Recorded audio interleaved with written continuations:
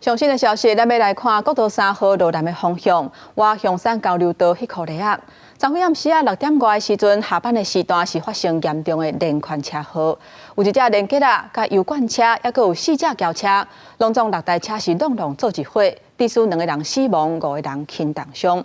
那这个事故嘛，造成高速公路大塞车，一直到暗时9点外才排除。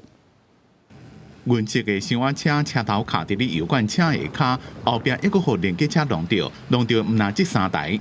有人被夹在里面啊，赶快下来！伫咧连接车车头头前，一个2台轿车被对撞，上头前的运色轿车弄到分隔岛，卡伫咧中的乌车车身剩一半，一个2个人掉伫咧车内。这个。